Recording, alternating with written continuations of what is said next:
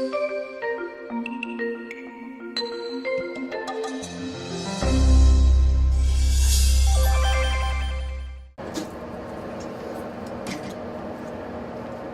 right, thanks you guys. Good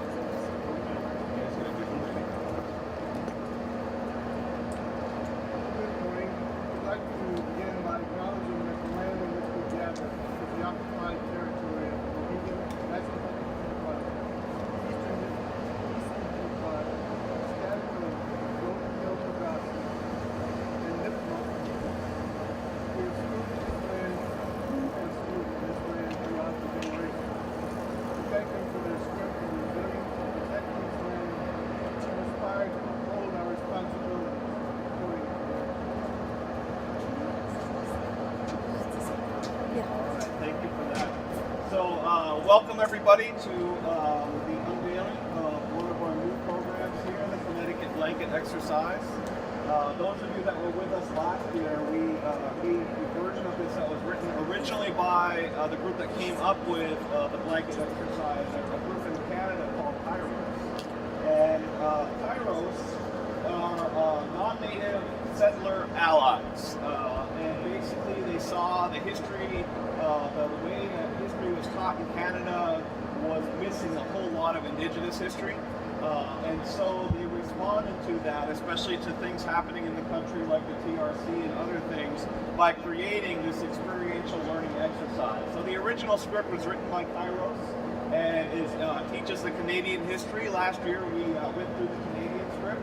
This script that we have here today is a script developed by me and my colleagues at the Akomawt Educational Initiative for what we now call Southern New England, or the area of Connecticut, which is actually to Native peoples not the boundary line state that we have these days, but the river. So that's how we're going to begin here today. We wanted to acknowledge the land as always, because we're going to be talking about indigenous land. Now, for those of you that are new to this exercise, this is an experiential learning exercise. What you see in front of you are blankets that represent the land previous to colonization. And you're all going to be participating. And so you see me with my shoes off here. That's because we're all going to be taking our shoes off. And when we begin, we're all going to be standing on the blankets. And those of you participating are representing the indigenous population that existed here in Connecticut on the Long Tidal River prior to colonization. And then we're going to go through some history here, and we're going to ask those of you that have the scrolls, as we go through the script, we will prompt you to read out your scrolls, several quotes from elements of the past, and we're going to experience Connecticut history and land being taken away from a Native perspective here. And so in that way, we're doing this in a culturally competent fashion through symbology, but it allows people to experience some of the things that would have happened to indigenous peoples to create this country that we have now, which is America, and this state that we have now, which is Connecticut. So myself and Adonis will be taking care of reading the script. As I said, those of you that have scrolls are going to be involved as well. It is a little bit loud out here, so for those, there's a big fan blowing, as you guys can hear. So when you're reading the scripts, make sure we're reading with a nice loud voice so that everybody can hear. So I just wanted to remind everybody about that. Is there anything I'm forgetting, Adonis? I think Chris kind of went over the general ideas. We'll ask in a moment for everyone to take off their shoes. And we wanted to point out that the blanket exercise can be an emotional experience, an intellectual and historical experience.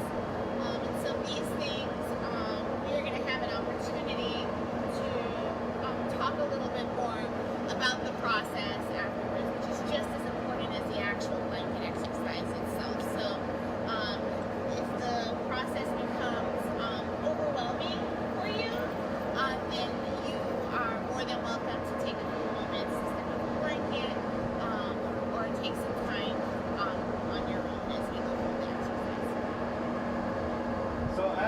through the exercise and read the script, we're going to ask that those of you participants that aren't reading scrolls at any time, you're going to remain silent as we go throughout the script.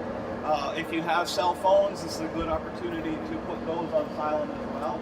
The script itself will take about 15 minutes for us to get through. And once we finish the script, we'll come back and sit down in the circle that we've created here and allow people to reflect on the history that they've just experienced here. And hopefully we're going to change some lives here, open some eyes to a different view of the history of Connecticut. So at this time, those of you that have shoes on, if you wouldn't mind removing your shoes. And then we're going to ask you to step on the blankets anywhere you like.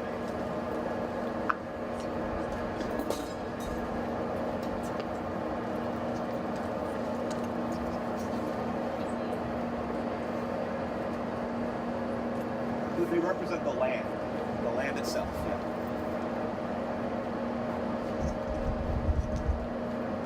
And feel free to move anywhere on the blankets that you would like. Find a spot on the blankets at this time. You don't have to be whether you can't be.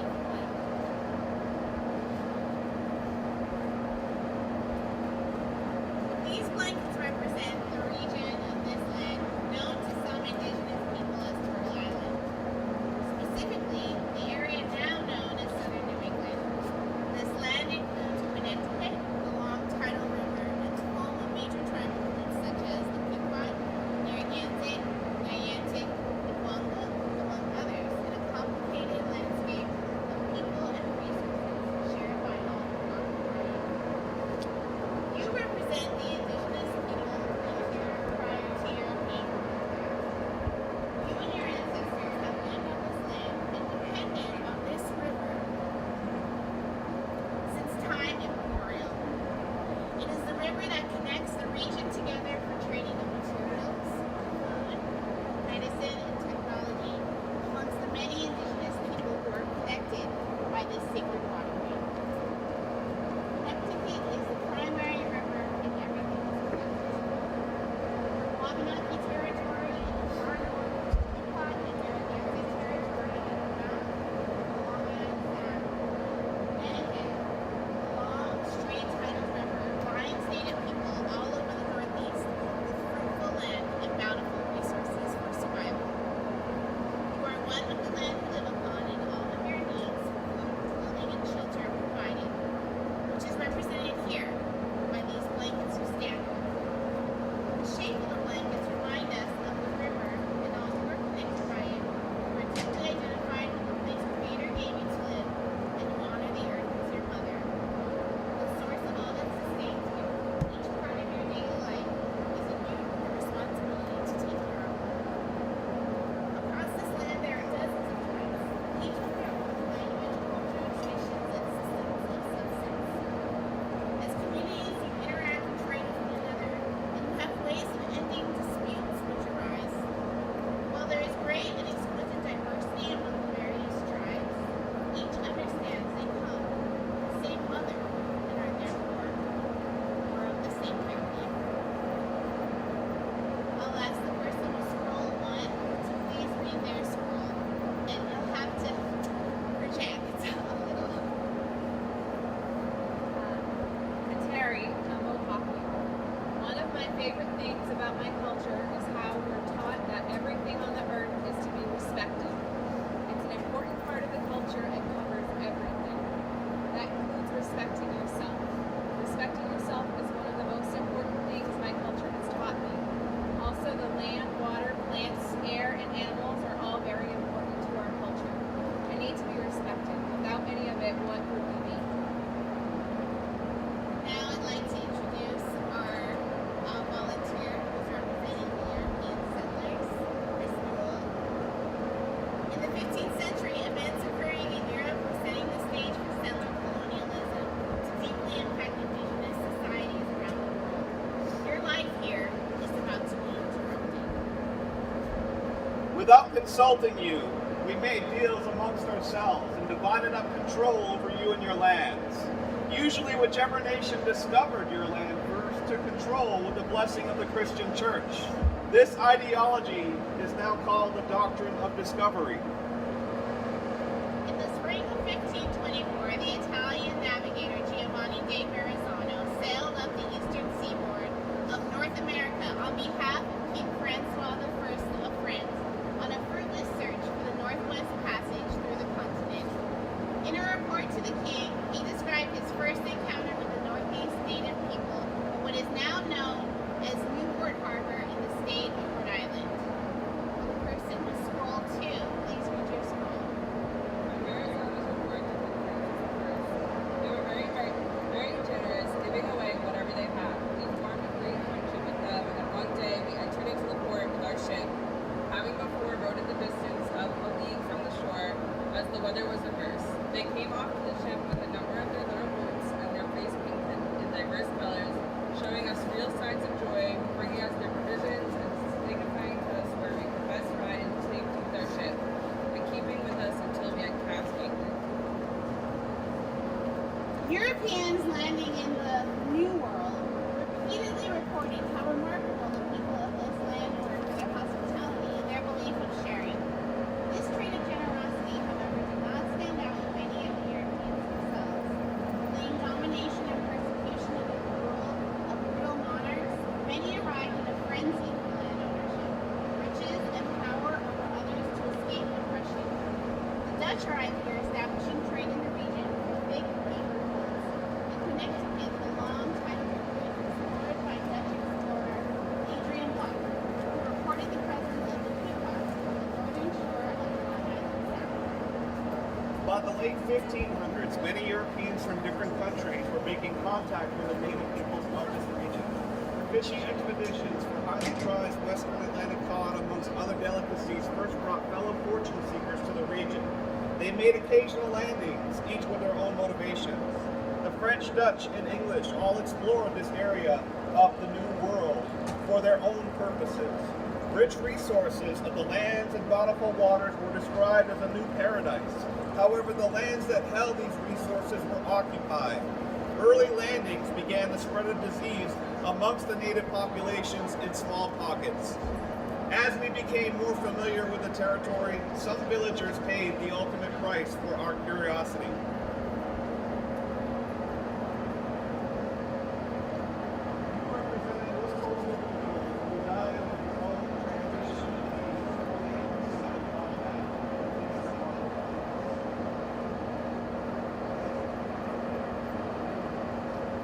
Some traded and made careful observations, while others desired to exploit the region for its rich resources worth much to any kingdom.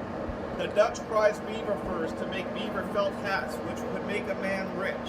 The English prized land and wealth and privatized the colonization of the New World, setting forth a rush from England to settle the territory and claim those resources for their own by whatever means necessary. In 1584, Queen Elizabeth I of England grants Sir Walter Raleigh royal charter authorizing him to explore, colonize, and rule any, quote, remote, heathen, and barbarous lands, countries, and territories not actually possessed by any Christian prince or inhabited by Christian people. In 1614, English Captain John Smith set out to trade with the native people of the coastal region. Smith advocated for a further ban on the native people of Massachusetts.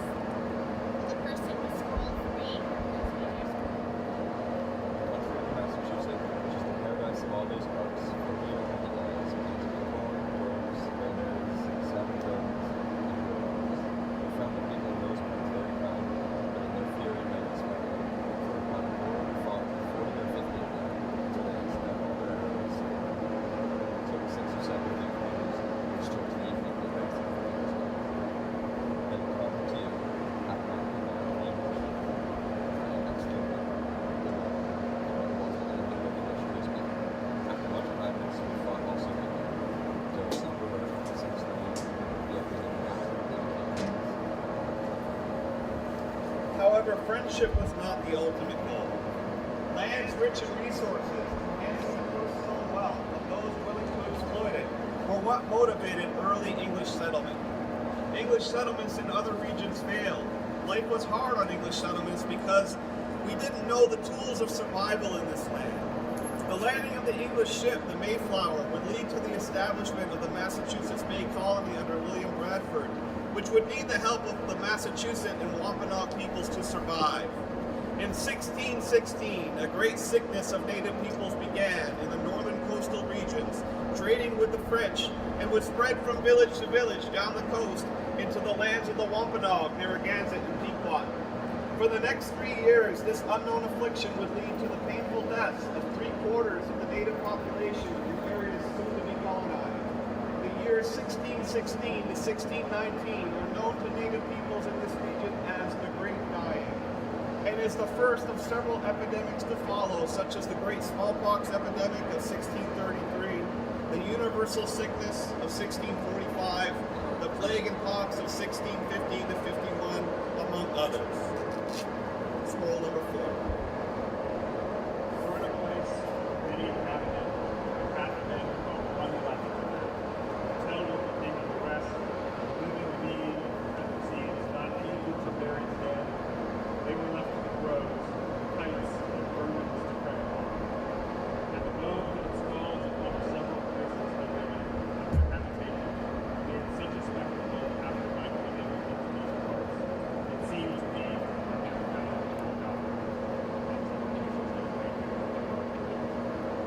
Those participants with orange index cards, please step off the blankets. You represent the countless lives lost to the Great Dying and other epidemics. We'll ask everyone to please be silent for a moment in remembrance of those who died in the European Renaissance.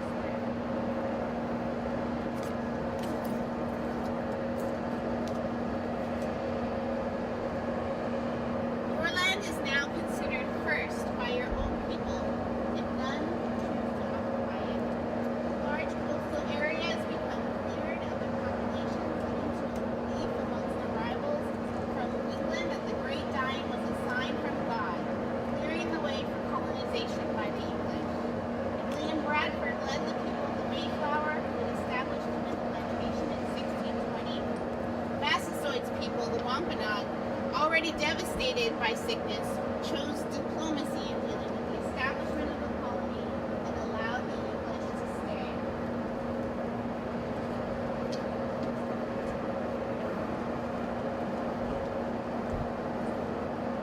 When English settlers arrived on your mainland, you were here to greet them. These early settlers were really not known for their survival, and you helped them to understand how you did things, how you taught your children, how you took care of people who were sick, how you lived off the land in a way that left it up for future generations, and how your governments worked. In the beginning, there was cooperation between you and the settlers. The settlers and their leaders recognized you as having your own government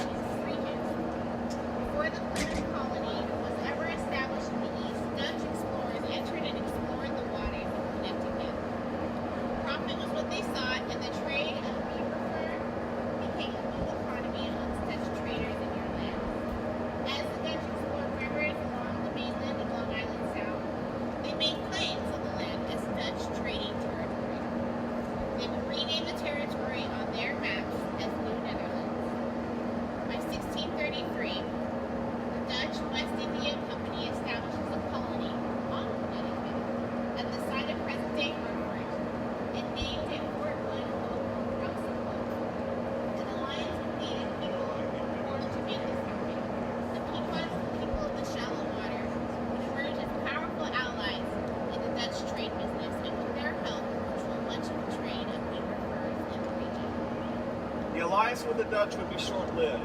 Peaceful trade with the Dutch had begun in 1606. Is about to destabilize. In England, we see the prosperity of the Dutch in this trade and wish to expand our trade and settlements to Connecticut. Our ambitions are troublesome to the Dutch, but the Pequots grant us permission for us to create settlements on Connecticut.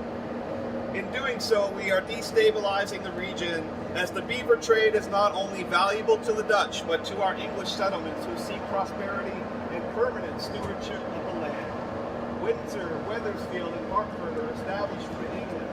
We're in direct competition with the Dutch for beaver fur, but wisely bought the rights for settlement upriver from the Dutch. Upriver of the House of Hope, capturing the beaver furs as they travel down from the north. When it comes to this trade, there are many sides being taken, all looking to serve their own interests. By 1636, our colonies are established with the permission of the Pequots, but more and more of us are arriving every day, seeking the prosperity from what is now known to us as the New World. Each side must now deal with more than one other in competition for valuable beaver furs, and this means trouble. War is coming. In other parts of the New World, English ambition becomes violent against native interests. Our weapons are powerful, but the native peoples are intelligent warriors. We develop new ways to establish our dominance and protect our claims. Already, we were learning how to control territory through any means necessary for the sake of our own people and our way of life, which we see as ordained by God. The lessons we learned from our settlements to the south in our early years will become a blueprint for how we deal with trouble from natives in Connecticut. Rule number 6.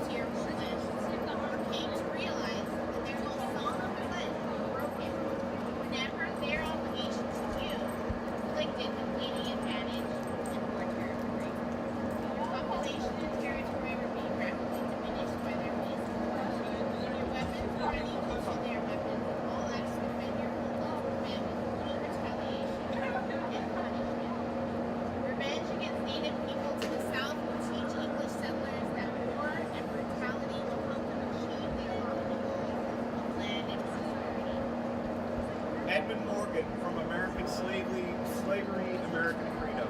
Quote, since the Indians were better woodsmen than the English and virtually impossible to track down, the method was to feign peaceful intentions. Let the Indians settle down and plant their corn where they chose, and then, just before harvest, fall upon them, killing as many as possible and burning the corn. Within 2 or 3 years of the indigenous-led massacre of Jamestown, the English had avenged the deaths of that day many times over. The strategy for settlement for the English would change as they would bring this new strategy to the lands of Connecticut. Feigning peace with a hostile conclusion is about to rain upon you. Our intent from the beginning when we arrive is permanent settlement. With the permission of the largest political and military force in the region, the Pequots, we gain a foothold in the lands of Connecticut. From there, we begin to expand our trade and settlements by stealing profits from our Dutch neighbors who have been trading with you on the Connecticut and Quinnipiac territories for 30 years. Our aspirations go above and beyond the peaceful trade of the Dutch. We covet land. With the decimation of disease and our settlements prospering, Connecticut is now primed for a brutal and hostile takeover from its native inhabitants. The Dutch and the English are now in competition for trade on Connecticut. Through their trade and exploration, the Dutch had established a successful triangle trade in the region. Beaver pelts used the raw materials for waterproof beaver felt hats and coats came from Italy, France, and Europe. The inland products valued lumber made by coastal friends waged radio sensible stories and created laws among their people. The Dutch saw value in this trade, but when the English were allowed to trade to the region, the relationship soured. Tension is mounting between Europeans and natives. The English entered the region from the east. They worked to settle disagreements between Pequots and Narragansetts and used diplomacy to gain the trust of the Pequots. This trust was short-lived. The English used political motivations of native-to-native relationships to their advantage, and their friendship with the Narragansett people on the coast, also known as Hong meant they had a powerful neighbor in the region, that the Pequots controlled the trade on Connecticut. This is about to change. The native peoples make little use of their land in our eyes. They do not improve their land as God has intended by subduing it to plant crops and raise animals for slaughter. In England, land is owned by people. Paper documents control who owns what, and the largest landowners are the wealthiest. In Europe, the Dutch and English squabble over who has the rightful patent to their newly formed Connecticut colony. Land domination is ordained by God through discovery of land, even when the land is occupied. Scroll number 7.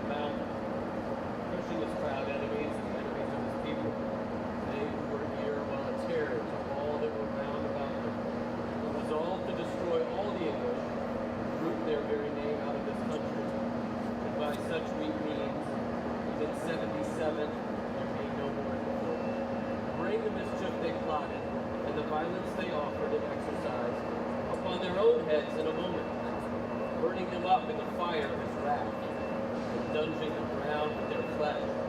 It was the Lord's doing. It is marvelous in our eyes. He has made his work wonderful, and therefore ought to be remembered. Captain John Mason, a brief history.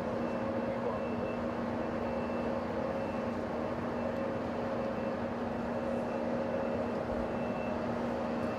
You too. You represent the Pequots who survived the Pequot War. Nearly all your people were killed. The rest of you standing on these two blankets represent Pequot women and men and children who died in the war. Please step up.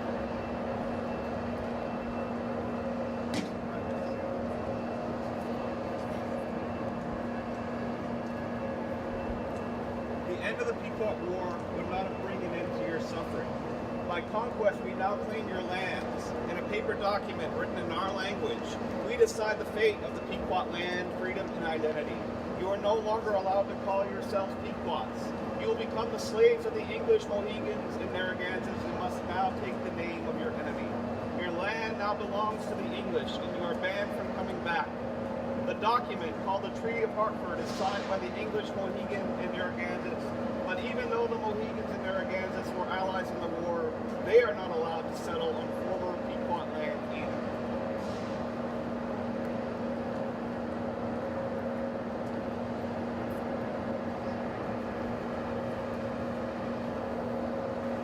This land will, from this time on, remain in the hands of the English.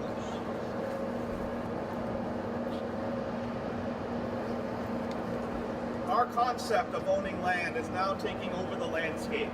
The paper document, whether treaty or land sale, is how we account for who owns which parcels of land. The more land a man owns, the more he can produce from that land and the wealthier he becomes. Native people don't understand this concept. From what we're told of their language, it doesn't have words for ownership of land. Native people don't mark the borders of their territory. Individuals believe the land belongs to everyone.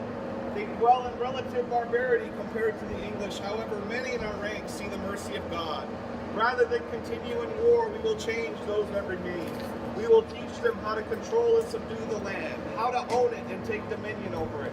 Our might was demonstrated in the Pequot War.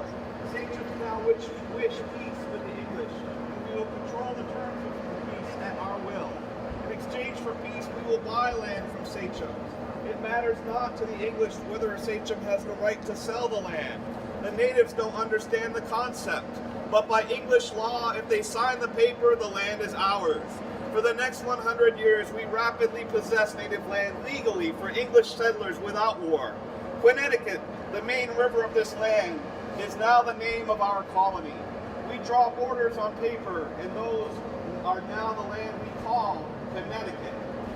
Natives still exist here, and by 1700, those that remain agreed to parcels of land designated to them. At first, with the aim of converting natives to civilization, we allowed the natives to congregate in praise of Almighty God in praying towns in Massachusetts Bay Colony. But in Connecticut instead, we force Indian peoples to live on reservations separate from the English. They may someday become civilized, but will always be subservient to us. Tensions between tribes at this time as their numbers and land dwindled was used effectively by English leadership. Mohegans, allies to the English in the Pequot War, were not trusted by English leadership afterward, and in exchange for spying on the Mohegans' activities, some Pequots were granted freedom and a reserved land, reservation. Indian reservations are born in the colony of Connecticut. The Golden Hill possessions were the first English reserved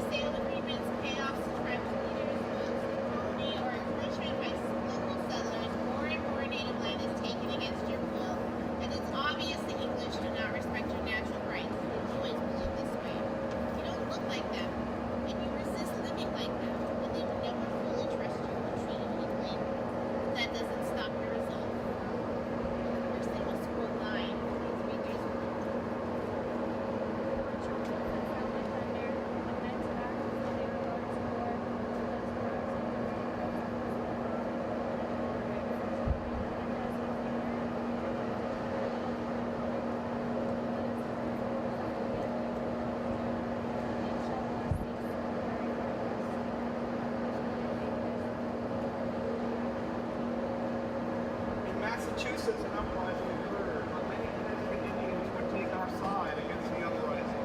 This time war didn't really reach our lands, but the devastation to the tribes of King Philip served as a lasting reminder to all Connecticut Indians to never raise up arms against the English again. Native people write continuously to our leadership claiming wrongdoing by the settlers, but they know not to take up violence. This land was meant for the English. What time does our relationship have to pursue our claims? We let the local leaders decide. More and more natives have moved from their weetus. They live as the English do. They no longer meander about the wilderness, but have taken up farming. However, on their reservations, they will never become wealthy. They have not been given land suitable for that type of existence. They scrape by and they don't seem to understand our currency nor debt. More and more of them owe money to English settlers. And commonly we expect payment in the form of servitude. In order to further civilize the natives, we will use their children as servants. We will teach them English only and give them the gift of reading so they can understand our Bible. This process would be so successful by the time of the American Revolution, we had successfully converted more than half of native children to only knowing the ways of the English. Not all of you would make it. You represent the children who would not survive their servitude. Please step off the mic. Those of you with green index cards, you represent the children taken into servitude. You should take off your reservations, raised in white homes, and live your childhood as servants. You've learned only the skills of English colonial farmstead life when you are poor. You no longer can speak your language or tell your traditional stories. Never heard them. Please move off the blankets, unoccupied space, and sit down. It's a little bit loud. Sit down. Not here. You've been permanently detached from children and no longer live on your reservation. Your families and have taken up identities as something other than Native American. The control of identity would continue to take more and more of what's left of your land. A new government forms around Connecticut and the rest of the Connecticut colony. Connecticut is no longer known as the river, but a state of the United States of America. The U.S. Constitution becomes a set of founding principles when the United States is created. However, Native people on the reservation are not considered part of the United States. Native existence on this land predates the USA, so therefore the new government doesn't consider you part of it. The freedoms and protections meant for all citizens are not afforded to you. Although Native people helped us in the American Revolution, you were not allowed freedom of religion unless it's Christianity. The ban of cruel and unusual punishment does not apply to you, and in this new democracy, you cannot vote. Nearly all aspects of your lives are controlled by the state. It's a paternalistic relationship, one that would not change for a long time. And you have no choice. As we took more land, we rendered you invisible in the eyes of Americans. The state government knew you were there and keeps taking census data. In our eyes, you are not all real natives, and what's left is fading fast. We write fiction as historical fact, as the state is justifying stealing native identity and taking large pieces of what native land was left. Our American history writers are writing their own versions of your history. Scroll number 10. It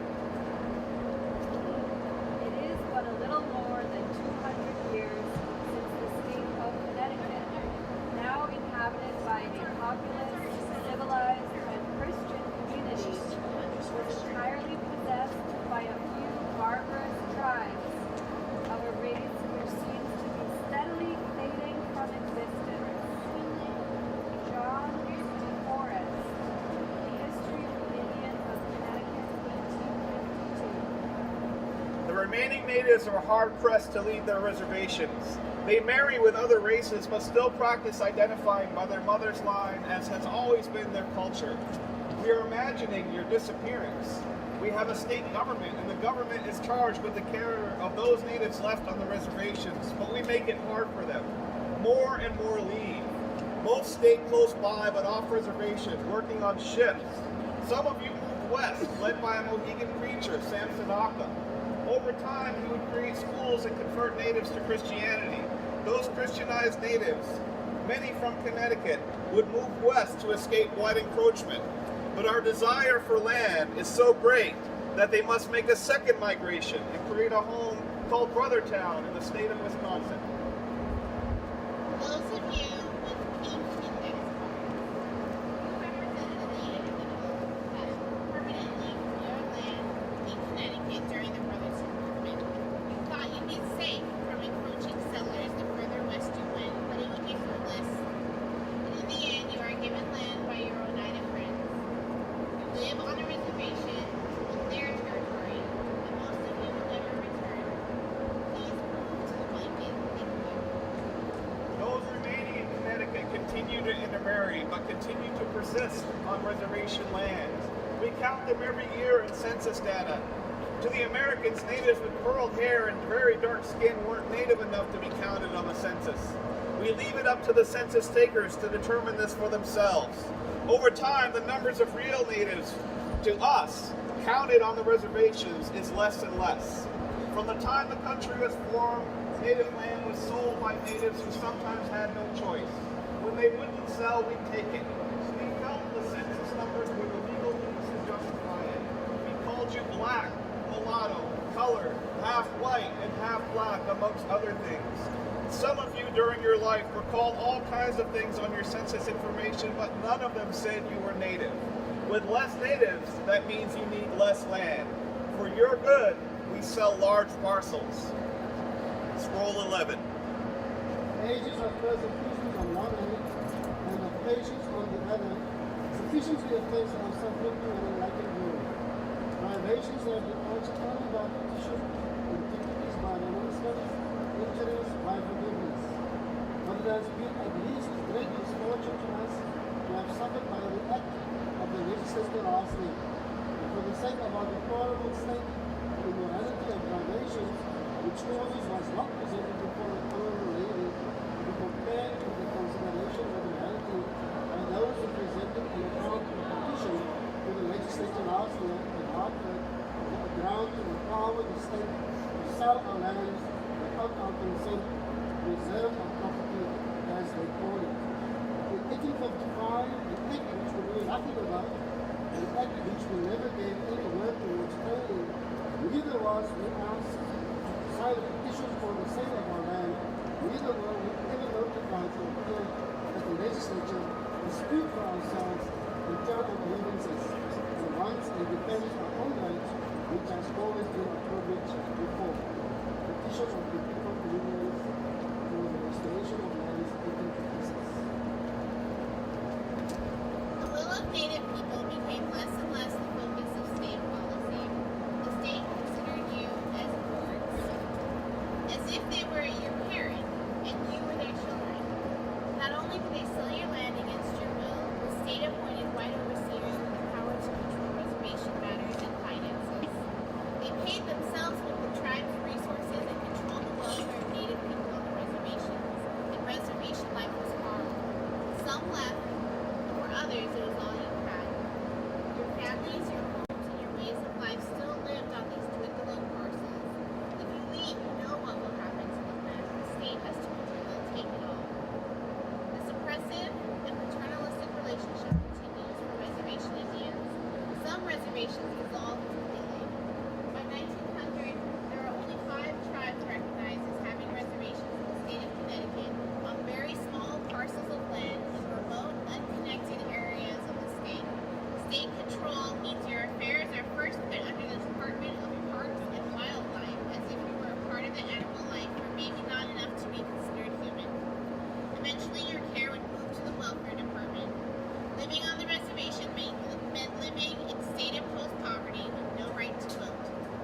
As a state-recognized tribe, only you do not have an official relationship with the federal government. None of this will turn around until the 1970s. And court cases make it possible for Connecticut tribes to gain valuable federal recognition to once again exercise some level of sovereignty and autonomy over your own lands.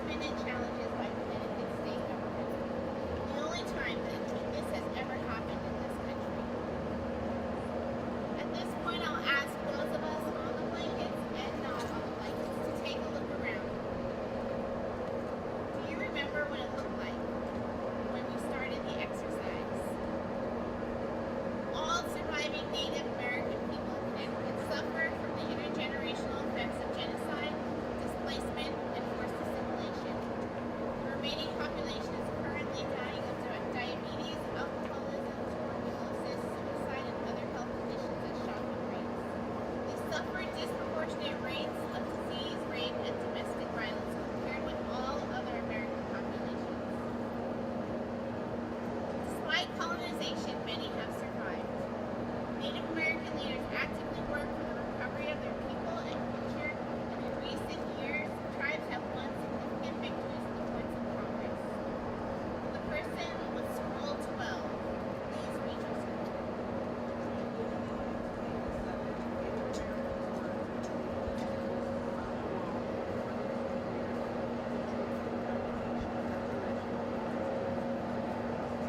This declaration affirms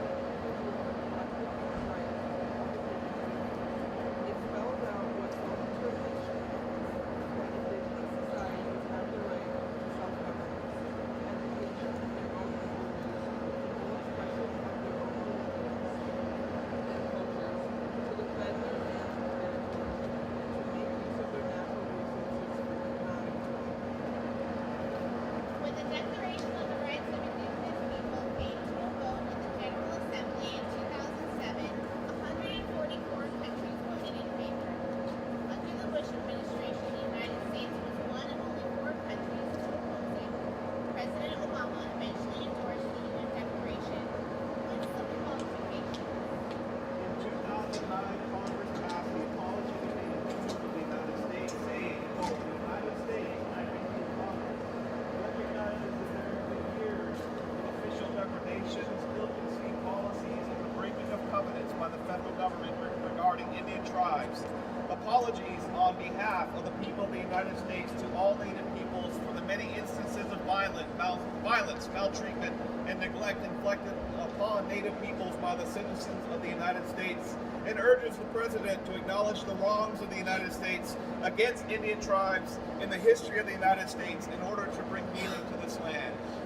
President Obama acknowledged the importance of the apology, saying, "It's a resolution I fully support, recognizing that no statement can undo the damage that was done. What it can do is help reaffirm the principles that should guide our future. It's only by heeding the lessons of our history that we can move forward," unquote. Scroll 13.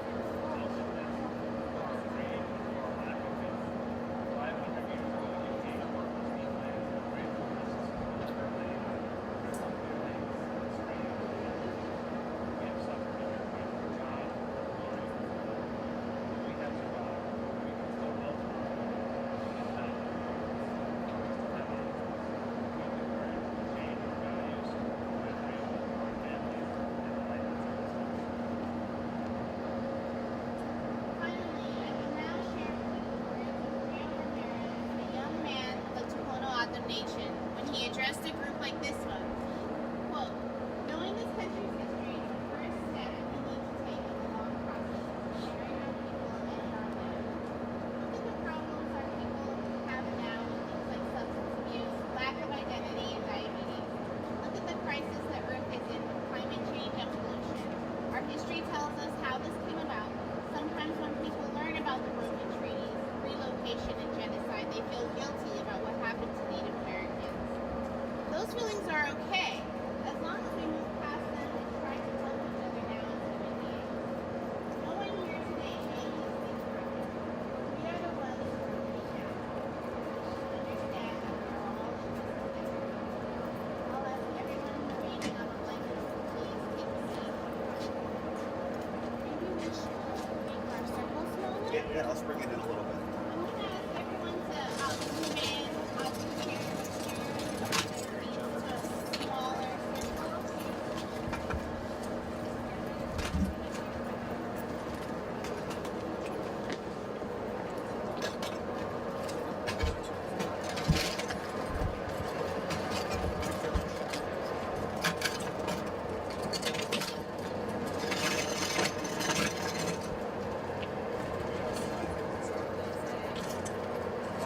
Are people cold?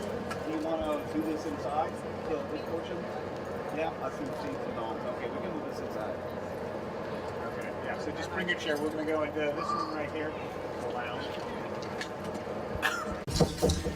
this is where we kind of decompress a little bit. We're going to give you all an opportunity here to share if you choose. This is not a something that we're going to force you to do, but if you choose, want to share a little bit about learning Connecticut history in this type of fashion, maybe things you didn't know about before that you learned in the process, those types of things. When it comes to the way we're going to do this, we're going to treat this as we would a Native American talking circle. So in this circle, when it's the person's turn to speak, then everybody else is listening. The reason that we sit in a circle is because in our method of teaching, at least the way I was taught, this is the way we teach each other.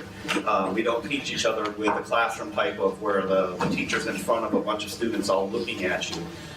We sit in a circle so that we can all see each other's eyes, where all of our heads are at the same level, and none of us feels kind of a dominant, submissive type of dynamic going on here. We're all part of this together, And Donis and I worked on adapting this exercise for Connecticut, but it really is a shared history that we're all about here, and we're willing to learn from you as well when we talk in these circles. So what's going to happen is we're going to use the sweetgrass that I brought with me today. Passamaquoddy people use sweetgrass for just about everything, and much like the tribes down here use wampum in a lot of different ways.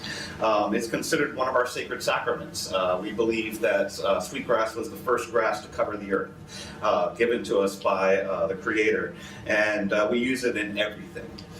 Before we started today, I did spread a little smoke from the sweetgrass just to make sure that, if people did have emotional types of reactions to it, that we gonna channel that to a positive way. So this is gonna serve as our talking piece, this braid of sweetgrass that we have here.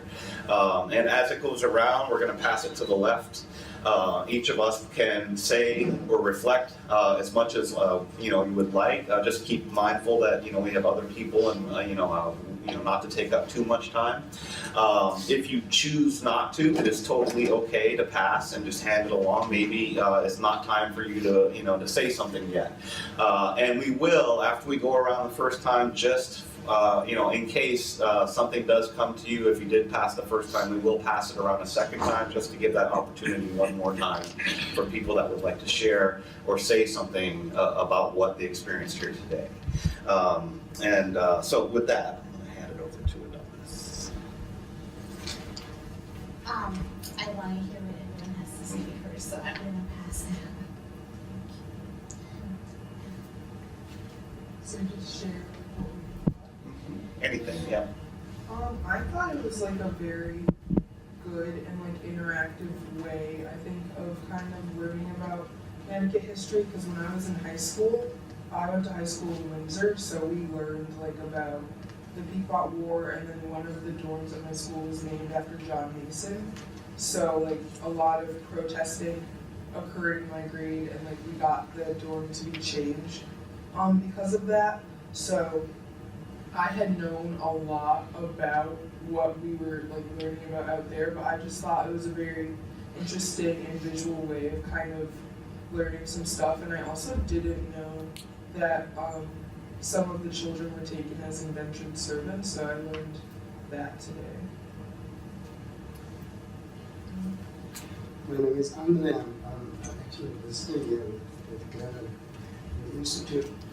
Of course, it's very emotional, so the political emotions is both of anger and indignation. Now I wonder, in what ways, for instance, the last one that you had about one of the young people who wanted to move beyond guilt, that's not something that I don't agree with. I think that white America must carry its guilt and shame openly and engage with it, because they are not necessarily as political emotions. They can be productive. They can help you to generate an agency to make things right. So I think it's the shift to try to move to innocence that makes us not respond to the history of genocide in ways that we should.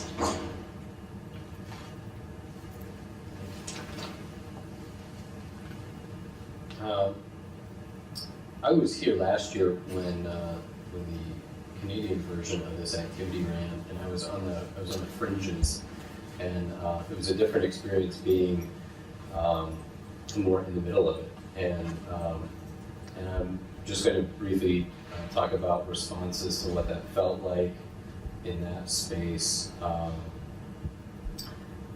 Kind of feeling like I was had a disequilibrium, right? Like I was off balance routinely as Chris and Adonis worked around us, and as literally the borders and boundaries of things appeared and then shifted and changed, and struck by how many of us were looking down, right? Like our eyes were cast down, or this those moments of like looking up and realizing that a few people, at least initially, were now out of this, right? They were now on the outskirts, sort of like their being still haunting and looking in on the space, but no longer a part of it.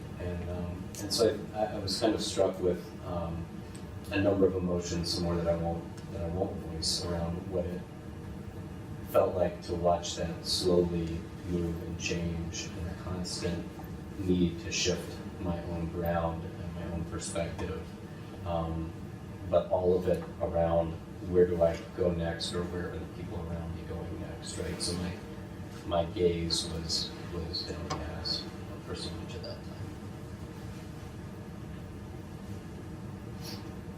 Thank you for bringing our Connecticut version. I learned a lot. I didn't know about the Hartford piece that you shared.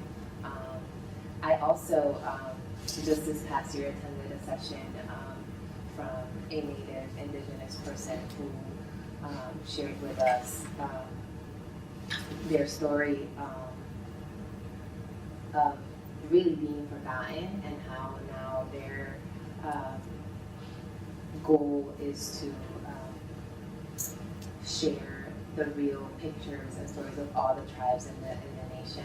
So to me, being here at UConn in our land grant institution, it's really important that we have this program and this conversation, because I didn't learn any of this when I was in high school, and I went to school here in Connecticut.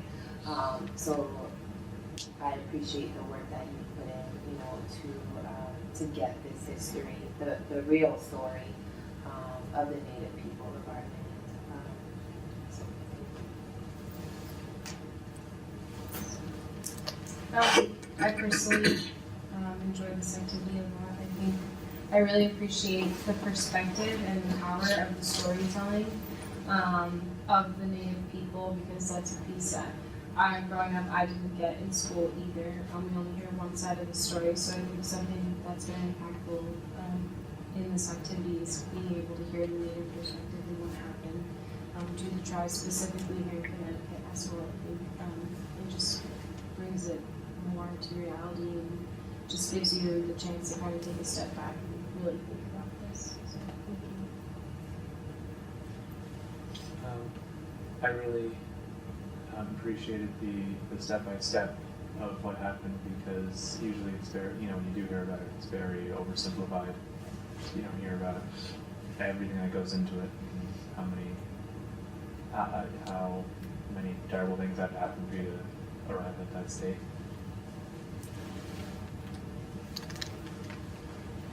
Thank you. I grew up in Virginia, and I remember the history that we were taught in Virginia about the way things happen, and it's you just realize how people create a narrative for you and for other people, and we'll just accept it. And it's it's time for us to all wake up and see that we can tell our story. We have a story, and we need to tell it. And I really appreciate this. Yeah, I also really appreciate the work that everyone put into this presentation. I thought it was really enlightening. And with the school that I went to, we did learn about the Native Americans, but only to a certain point. And then we just continued to learn about English settlement and how America came now. So I liked how we were able to continue with the Native American struggle up until the 2000s and currently. So I thought it was very interesting. It's a new perspective. One part that really moved me at the end. It didn't surprise me, but it moved me now. I think one of you mentioned that the U.S. was one of 4 nations in the world to recognize indigenous peoples, and then George Bush didn't, and then President Obama gave the apology, the national apology. And while it is huge to give credit for that, I think that's good, but it's certainly not substantial.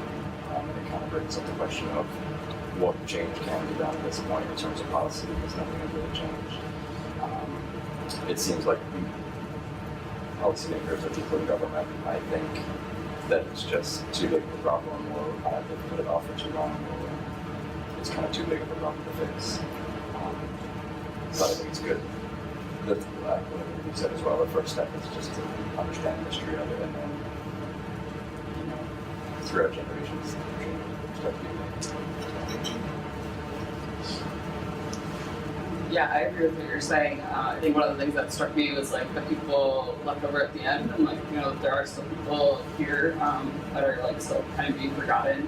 And I work in education. I do a lot of research. I read a lot of research about how Latinos and African Americans can kind of be compared to indigenous populations and the treatment that they get in the education system.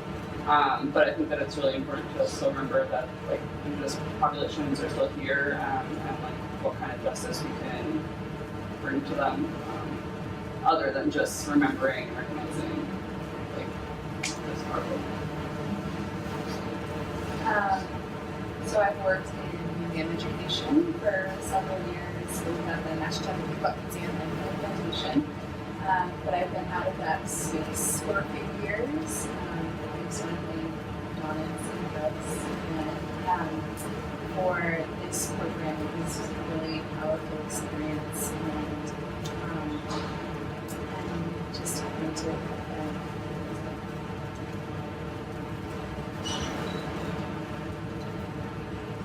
thank you for hosting this.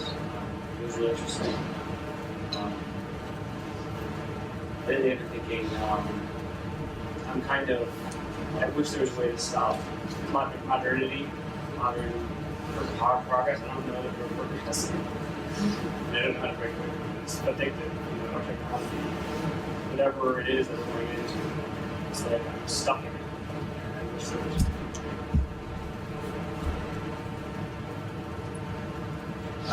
Thank you. It's a delight to have you here to do this. This plaza space.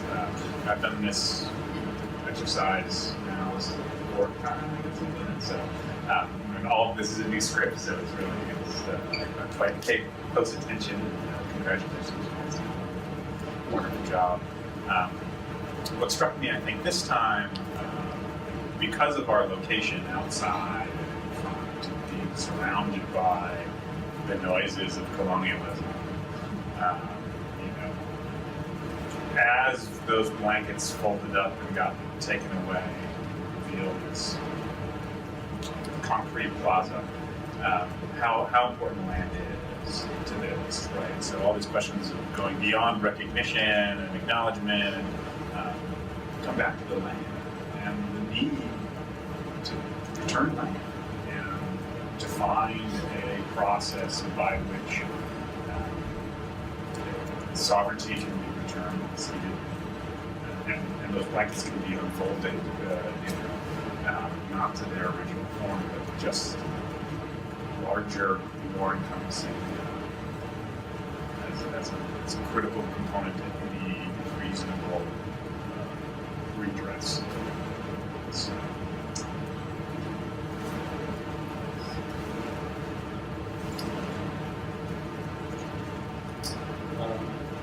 College challenges for me. One of the co-founders of Akomawt, Kristen and Jonas. It's the first time that I've had a chance to see the Southern New England version of the exercise. I'm really proud because I want to thank Glenn for continuing to foster this kind of dialogue. And to all of you, one of the things that we've thought about, set out to do is transform the way people engage these kinds of conversations. Think about the experiences of different people in the context of their perspective. So I'm glad you're all here. I'm glad you're engaging this and hopefully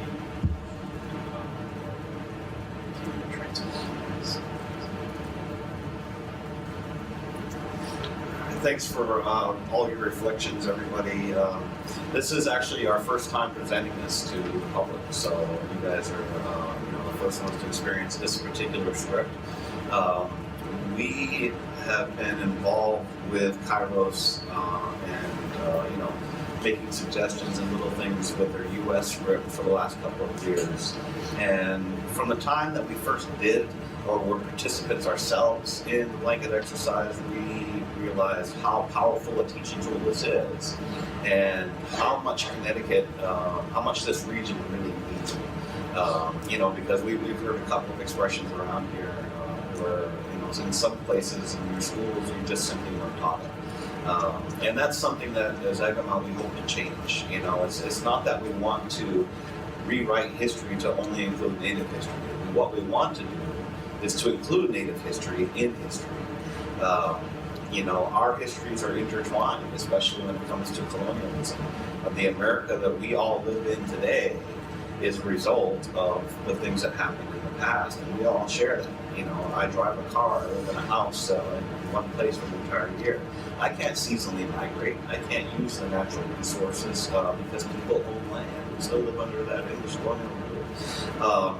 So I can't, at this moment, go back to that natural way of life of my ancestors, yet the lessons are all there for us to learn from. And if we teach all aspects of history, all perspectives, then we start to take ownership of it. What's the impact of this state embracing its indigenous history? And one of the things I bring up constantly, I brought it up at the Human Rights Rally, is that if Connecticut really did embrace its indigenous history as part of Connecticut history, not just Native history, but as Connecticut history, would John Beeson's statue be on the State House? I think probably not. If we think about it, we hear a quote from him talking about the massacre and how he felt justified, based on religion and how he felt that natives were less than human. Is that somebody we put on our state building? That's something to think about a little bit more. And so one of the things we want to do is to engage these conversations, to bring Native perspective back into the conversation of Connecticut history, as well as contemporary Native issues or contemporary issues here in the state. Because the tribes in the state do involve everybody here. They impact the entire economy. The federally recognized tribes do with the casinos. And then what happened to the Schaghticoke and the Eastern Pequot tribes. That's the first time that's ever happened in history. And both times it happened here in the state. And it's a tremendous injustice that the two Pequot tribes, which are really just Pequots, before the war, they were not two separate peoples. It's really an injustice that in this day and age, in 2018, the Mashantucket Pequots enjoy federal recognition by the federal government, yet the Eastern Pequots do not, even though they have shown that they have all the requirements to do so under federal law. It's an injustice, and it's really something that I hope that Connecticut wakes up to, and the work that we do at Akomawt is, really a big part of that waking up that we're looking to do.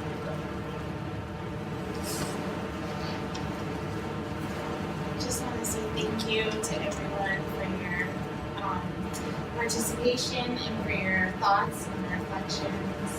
And I think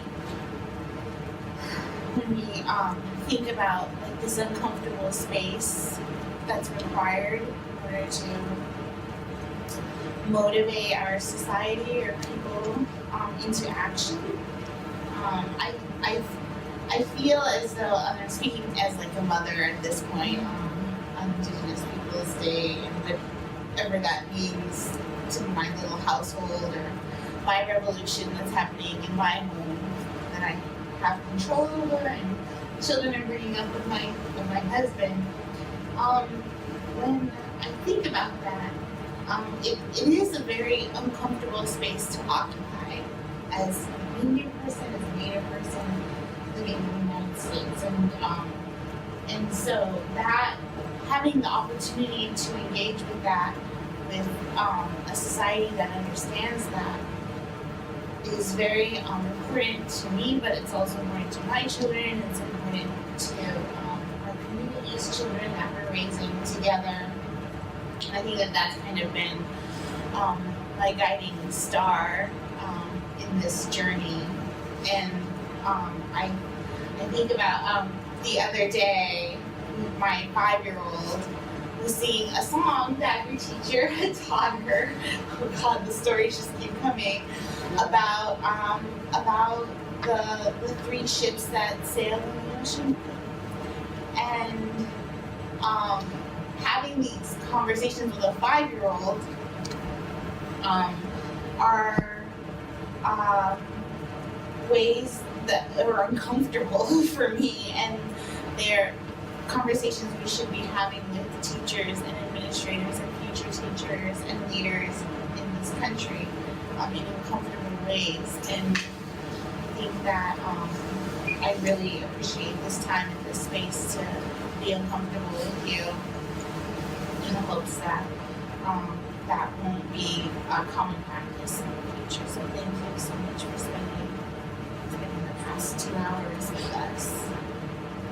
Yes, one more time on that. For anyone. Yeah, for anyone that didn't listen the first time that might want to listen, or if you have anything else to add.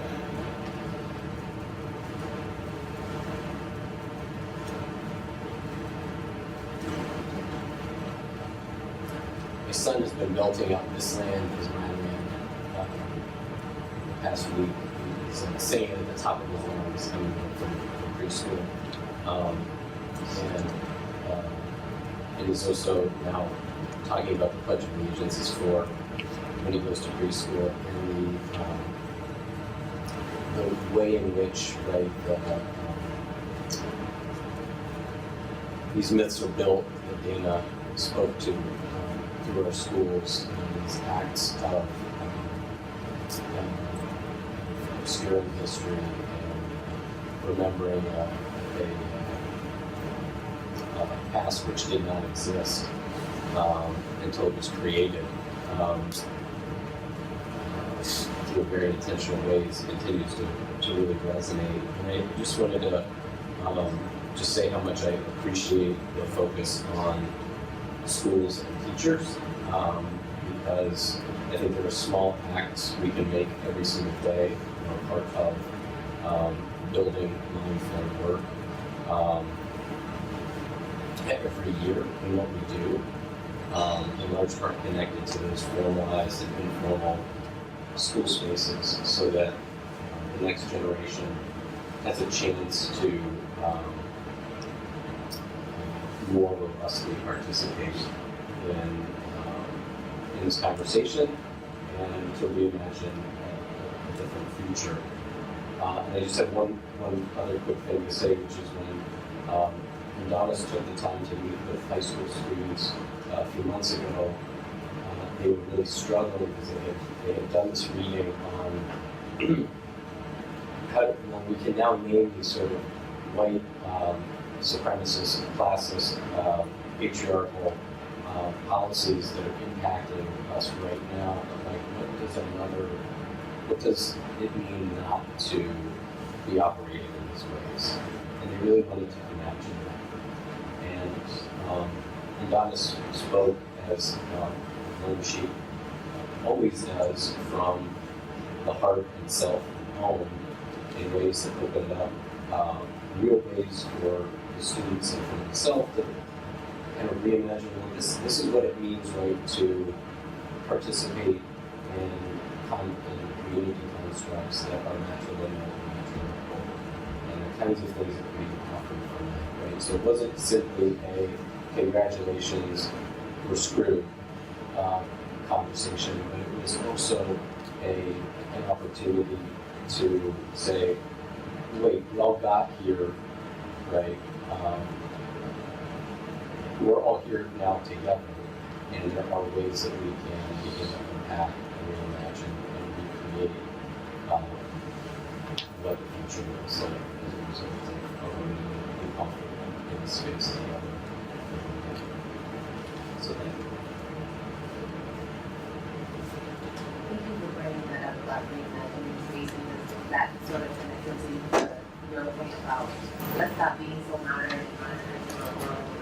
But I'm not really sure what you meant by that, but it's sort of a struggle for me because I also struggle with imagining, all right, so if we're here now, how do we include this past, talk about it and also shape our current state and our future? Like, what does that mean? Because it almost means that people are afraid to want to have this change because it risks, a progressive culture or modern. It's sort of why do we have to do this at the detriment of sort of that?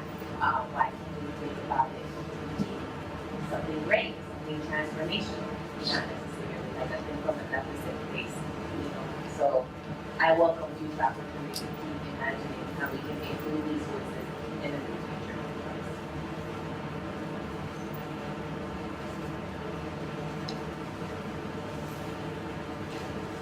Just want to echo your point, Chris, that our stories are our history, all our history.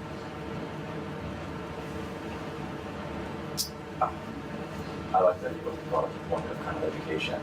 I was thinking, I was thinking a little bit about the petition to change Trump Day to Indigenous Peoples Day, and how a lot of us have a day off. Thinking about other national holidays and kind of what's behind that. And then I was thinking about a little bit about learning about Christopher Columbus and that sort of thing. And there's another point that was brought up, he just left, but he said that it's a lot easier for us to kind of go for what was the word he used? Innocence. And I think that's the stance that the government's taking a little bit even after President Obama's apology. In schools, if we're not, multiple people were mentioned that they didn't come out about, that it was really a genocide, the other kind of terrible things that have happened in our country. And I think that's just showing that's really harmful for students and children to learn that, and then as they get through school, maybe not even until they get to college, or if they could never really learn it about the truth that our government is really lying to us, and why is that? So again, I think this conversation is really important to have. It's just unfortunate it's on such a small scale. Thank you. Thank you. And I can share it first because I was trying to gather my thoughts when I got here later than I needed to. Native Americans from all the Americas share the common history of displacement. And I was reflecting on displacement of my own family. I'm Native American in South America. And just thinking about, how we had to flee because basically the government trying to isolate us, and then we have to isolate ourselves to preserve our culture. And then we have to flee because there's a lot of war happening and terrorist attacks. They were literally natives who were trying to keep their culture, and were trying to fight the government that was using us as terrorists. And there was a lot of confusion around that because within when I was learning about my family, there's a lot of people who are from institutes, people who have parents, they all had different positions in missionary state. And then there's this question of assimilate, and I can relate with all of that and why I'm really here. And obviously, the pressure to be assimilate. Right now, reflecting on what you said about your children, we have, my sister and I have nieces, I don't have children yet, but my nieces, we shared with their teachers that we're also teaching them Indigenous history, that when it comes to time, for Thanksgiving, for example, we're letting them know that we're teaching them the truth. And it's hard because they come to us and say, no, this is America. I try to explain there is this history. I have a map of the U.S. in the United States with all the tribes. And this is also part of it. This is part of it. I'm trying to myself learn more about Indigenous history, even in America, people, our members, and trying to really learn more about it. I mean, I know about my history, and it's difficult when you know about it. You learn so much about it, and you go to school and you teach you something very different. And you question them, and you try to challenge. I've challenged teachers many times, and they tell me, no, that's not true, or no, you're not really native, or you can't be native because native is only in the United States, or I'm not native because I speak Spanish. That is something that, it's question my identity at all. It's heartbreaking. It's hard to try to create an identity for yourself when you have all these systemic pressures. You're learning about genocide. Unfortunately, it's more massacre against the Jews, and we didn't incorporate the biggest genocide that happened in history, in our history. We didn't do that in our school. And I knew about this, but I didn't mention it. How did I bring it up? Without everyone looking at me like I'm insane in school. It was so difficult, and I went to mental places. It was difficult for me, and as a Native person, but now that I have the knowledge that I have, and hopefully brings up my kids, and even not just my kids, like little kids that I know that I encounter too, and helping them and kind of helping them through that struggle. It's not that I didn't have someone, I have my family telling me. However, it was very difficult to live that piece because they were born in a different reality, in a different place, and that was somewhat acknowledged. But thank you very much for having me. I'm glad that I taught some part of it, and we got to hear everyone.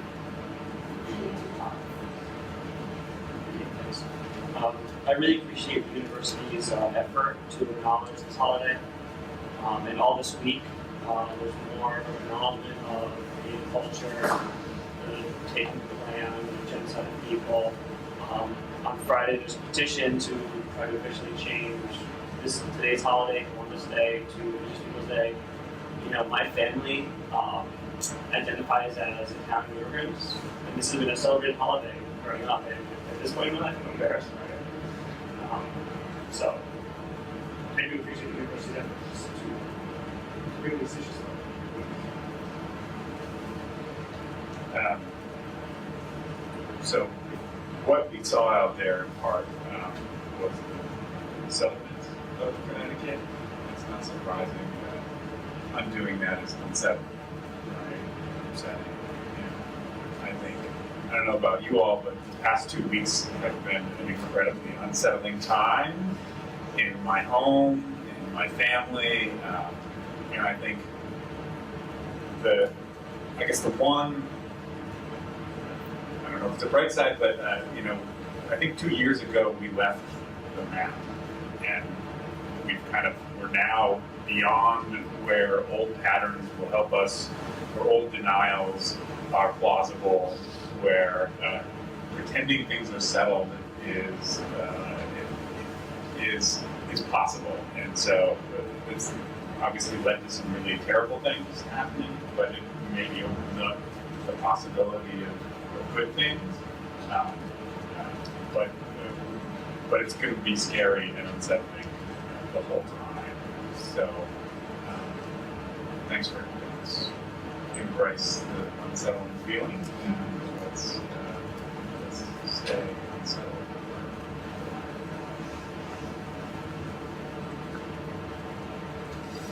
Alright, so I'm going to hand it to Adonis to close this portion, and then what we're going to do to close our circle is we're all going to stand up. I'm a singer. I've grown up singing hospitality traditional music, and the belief system amongst our people is that music is, in a way, a magic power. So all that unsettled feeling that's happening, or you might have within inside you, or maybe the anger you might have felt today at some of the history that you learned or experienced, any of that, we're going to try to turn it around here. And I'm going to sing a song to close the circle. So we'll all stand up at that point, we'll hold hands.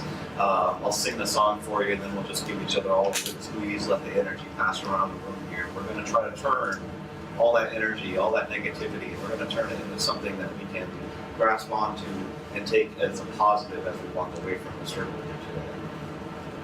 I don't have anything less to say, just thank you. Thank you for your time, and our hope is that you carry this into your day, into your week, into your interactions with everyone that you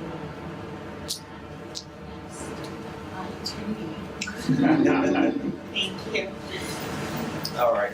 So I'm going to ask that we turn the video camera off for this moment, because I'm going to sing a prayer song, and amongst our cultures we choose not to videotape prayer songs.